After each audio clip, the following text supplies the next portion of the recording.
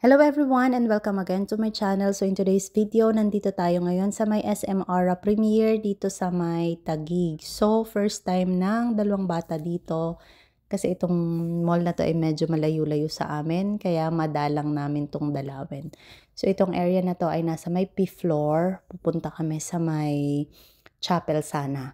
So, ito rin, may area sila dito na open at napakasarap ng hangin. So, ayan, golf ba yan? Hindi ko alam kung ano yan. So, basta ito yung ambience niya. Sa itaas, makikita niyo yung mga buildings. So, yan, nandito kami sa SM And Aura. syempre, nag-video muna tayo First dyan. time ng mga bata dito. Habang pinapakita natin yung nasa may P-floor, yung open space nila. So, ito may parang fountain, and then yung red dyan ay parang baka. So, ito yung mga buildings. Yan. So, meron din parang swing. And, eto, ang ganda nito makulay. Tapos, merong seesaw. So, ayan.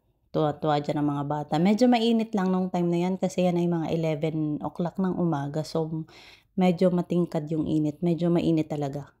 And naglaro muna kami, nakipaglaro ako sa mga bata. Kay kuya kasi hindi siya kaya nung aming bunsong lalaki tumatalsik. Kaya ako na muna ang kanyang kapartner. Si ate naman at si bunso ang magkapartner sa siso. So ayan. And syempre, si Habi ang aming videographer. So habang kami ay naglalaro, so banding-banding na rin yan. And nagtry din sila dito sa swing. Ganda din dito magpicture.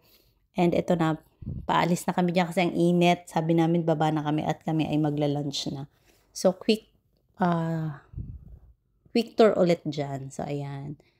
So every Sunday talaga ay pinapasyal namin ang mga bata habang kaya pa ng katawan at bata-bata pa para mag-enjoy na rin sila. And ito, naghahanap kami ng makakainan. O, ang ganda rin ng kanilang decor sa loob. Ito ay yung directory nila, hinahanap namin kung saan kami pwedeng kumain.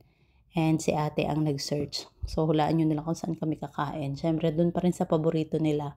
And hindi pa rin mawawala yung pagpapapicture sa Christmas decor nila. Ito yung kanilang big Christmas tree sa loob. Ayan, diba? Maligayang Pasko at talagang ramdam na ang Pasko sa Pinas.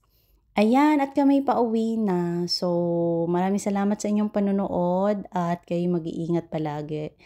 Thank you for always supporting my channel. Please don't forget to like and subscribe and follow nyo na rin ako sa aking Facebook page. Maraming pong salamat. Have a nice day everyone and God bless.